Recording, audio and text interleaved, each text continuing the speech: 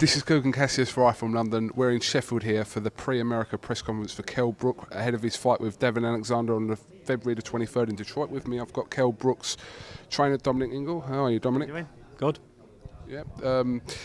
Kell goes into this fight, like you said, going into the backyard of an American fighter, like you said. You said something very interesting in the press conference. You said that, you know, if Kell doesn't come away with this world title, then there is something seriously wrong, because you're saying that he's trained the best he's ever trained. He's trained the best, you know, he could have trained. He's trained hard for this camp. Going to America is always tough. The times I've been to America before, you know, I highlighted this to Eddie that, you know, we've always had American judges, which is always going to be a big problem. They see the fight different.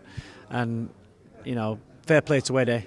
He's managed to swing it that we've got, I think, an English judge, an American and a neutral, which, you know, then makes it a level playing field. The only difference is that we've got to fly across the Atlantic to get to the venue, where Devon Alexander just has to do an internal flight. That's the only difference it's going to make as far as we're concerned. The condition that Kell Brook's got himself into for this fight is the best shape he's ever been in. You know, we've got another 5.5 weeks to go, and he's in front of schedule. We don't tell him that, but he's in front of where he needs to be. So if he doesn't win that title on the 23rd of February, there's something seriously wrong, because all he's got to do is get in and fight. He won't have to worry about his fitness, he won't have to worry about making the weight. You know, he's done all the hard work, and the fighting bit is the fun part.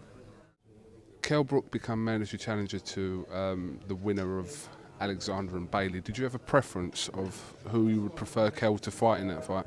They're both difficult fights, because Randall Bailey, I mean, he's 38 years old, he can bang, he's got a good right hand.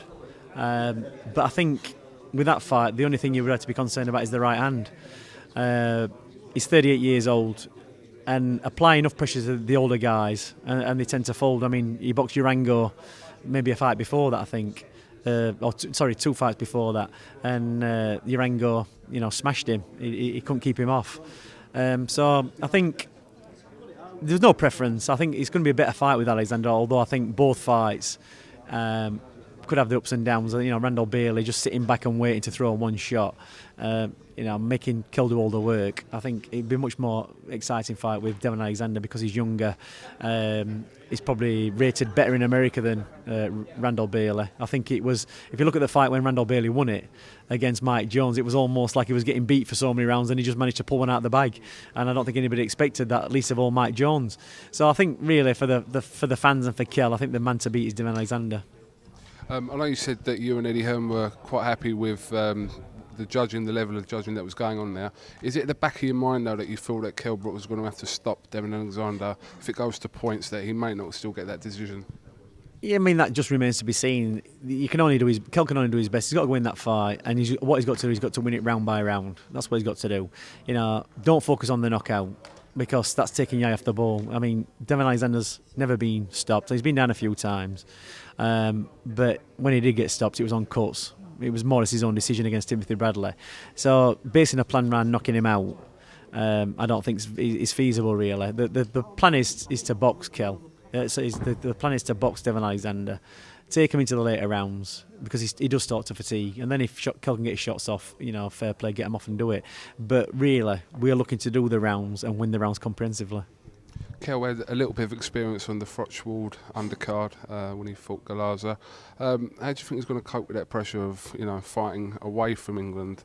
Like I said, it's a massive fight, live on Sky Sports, and the world will be watching. How do you think it's going to cope with that pressure? First of all, you know, it was a great dry run, great, you know, plan by Eddie actually to get him out there, because I think Eddie thought, you know, another 12 months Kell Brook is going to be fighting out here, and originally I think it was going to be in Vegas, which was on the west coast, and it's worked out it's on the east coast, which is the 5 hours. We've done the training when there's a 5 hours difference. He handled it quite well in Atlantic City. Didn't really affect him at all, Kell. And, you know, what bigger bill? Andre Ward against Cole Froch is, you know, in my opinion, a bigger night than, you know, the night that Kell's fighting. You know, I think Bundridge is top of the bill. So the pressure, you know, Kell loves it under pressure. He loves the TV, he loves Sky Sports. He'll love the fight, that everybody will be staying up to watch him fight. in America. They'll be all tuning into Sky Sports. They followed his career through the big build-up, and they'll be all saying, you know what, has Kell Brook got what it takes to be world champion? And I think he's going to thrive on the fact that he thinks he's got what it takes. We think he's got what it takes. Eddie thinks he's got what it takes to be the world champion. So, you know, for him, he'll be buzzing off it. That's what motivates him. Do you feel as though the fight with Carson Jones will become like a positive factor in his career, as in a learning curve that he went through, where he wasn't defeated, but he could still learn from that fight? I always say that you probably learn more from your defeats than you do in your victories.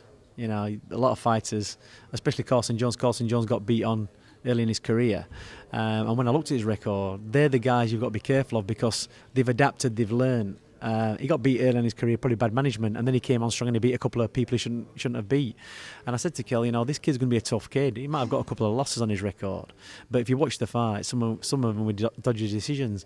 So, you know, the Carson Jones fight was a blessing in disguise, really, because although I knew he was a tough guy and everybody else did, you know, Kell was riding high at the time. He just beat Matthew Watt and he was buzzing along nicely and probably thought, you know, I'm just going to destroy all these kids in my way. And he gave Kell a bit of a wake-up call, and there's nothing better than self-realisation. And I think Kell realised that night, you know what, I've got away with it so much just on my ability. Now it's time to knuckle down for the hard work, and fair play, he's done it. And we've had 7 months of knuckling down, living the life, doing it properly. You know, I'd be concerned if he'd just done the Carson Jones fight and we're going into the world title fight. I would be concerned because we hadn't had time to get everything else in place. But we've had 7 months. We've had 7 months of getting it right, getting his weight right, his strength, his balance, you know, everything right, everything organised for him. So, you know, to be honest, it was perfect what happened in the Carson Jones fight, because up until that point I think Kell thought he was unbeatable. And in that fight, you know, Carson Jones took him to a place where he'd never been to before, and Kell came through it. Yeah, it might not look fantastic at the end, but the point is he showed heart, guts, determination to get through that fight, and he won't be denied the win. The injury that prevented him from fighting this Saturday, which would have been, is it completely gone now? Yeah, I mean, fighters, you will have interviewed fighters, and you'll have, you know, after a fighter's got beat, he said, you know what, I had a bad hand, or I had a chest infection, or something wasn't right, and people say, well, why did you fight then? You know, they don't want to tell anybody, fighters, when they've been into like 5 or 6 weeks of training, the last thing they want to do is stop from an injury and then have to start again at a different point because they're already into it. And the thing with Kell, there's been times in his career when he's fought probably when he shouldn't have done. They keep things to themselves. They don't tell you, are you all right? Yeah, I'm all right. Yeah, I'm all right, no problem. But we did a bit of training with him, and then we took him to Sheffield Hallam University, and we had a guy called Alan Ruddock, who's a specialist in running. We had him on a treadmill, and they videoed Kell running, and he just looked at the video and said, yeah, there's something wrong with I think it was his right foot. His right foot, I think it was. He says, it's just this, like, kicking it out to one side. There's something wrong with it. He says, so, Kell, everything all right? Yeah. He goes, what about your right foot? And you could see Kell thinking, how's he know about my right foot? He goes, there's something wrong with that. So Kell, yeah, he goes, it's niggling me. I've got a bit of an injury on top of it. So they did a couple of tests on him, and we decided then he wasn't hitting the numbers he was supposed to be hitting on the running machines. We had a meeting where he said, look, you're not going to want to hear this, but he's got an injury. He's not going to roll up 100% on the night. We need to delay this. Obviously, Eddie had already done the deal, worked everything out. It was a bit of a nightmare for him. So he almost went back to the drawing board, had a word with Golden Boy, and we managed to sort it. Now the injury is gone. He's got the fitness in. He's managed to hit his targets thanks to the technology. You know, although Kell wasn't telling us, we'd already had it under control. So the things what's happening with him, it's already getting, you know, coming to light. The diet, if he goes off his diet, we can tell that it's not just if his weight goes up, it's not just because he's drunk a little bit more water today, it's because he's been cheating on his diet. So everything's analysed. They already know what he's going to do before he's going to do it. And that's a good thing because we know where he is. When he comes into train, we know whether we can push him up for an hard session, or we've got to push him for a medium session, or push him for an easy session. You know, and he's not going to be in an overtrained state. It's not going to be, let's see what happens on the night. We should know when he gets in there that looking at his heart rate, all his information, all the technical information they've taken, his lactate tests, that he is in the best place he can be for a fight, the best level of fitness, you know, everything. And that's why I can't see this fight, you know, Kell losing this fight unless he goes in and, you know, doesn't stick to the plan and completely throws it out the window. I just can't see how Devon Alexander will beat him. 5 weeks ago, like you said, how does that 5 weeks break up as in training wise? 5 weeks ago, we've just come back from Fortaventura. Had a 2 weeks training in the sun. Upped Kell's fitness levels. His weight's come down a little bit. That was the plan. Done a little bit of technical sparring, stuff to sharpen him up. He's back in Sheffield now. We've got 2 weeks of hard sparring with guys his own weight. And then we're back out to Forteventura, keeping on the sparring theme, getting the rounds in, doing the pad work, keeping his fitness levels, watching the weight. And by the time we leave for America, probably 10 days before the fight, Kel should be where he needs to be. It's just a case then of sitting back and putting the icing on the cake, just keeping it moving, just keeping an eye on his weight. All the hard training, all the hard graft, all the hard sparring should be done before he leaves for America. Have you ever been to Detroit, Dominic? No. It's meant to be quite rough there in downtown Detroit. Listen, there's some rough places in Sheffield where we've been, mate. Unless they've been to, places like Netherthorpe and Pittsmore, Detroit's nothing to us. That's where we hang.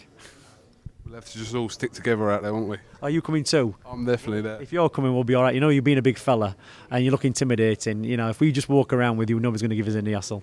No problem. I'll stand 2 foot behind you at all times. I think we knowing the street talk as well. If you start giving us some street and get your trousers at least halfway down the back of your backside, we'll be all right. All right, listen, Dominic, thank you very much for talking to iFILM London. Listen, we'll wish you and Team Brook the best of luck for the 23rd. Like I said, I'll be out there and hopefully pestering you along the way, and hopefully we've got the result at the end. Thanks a lot.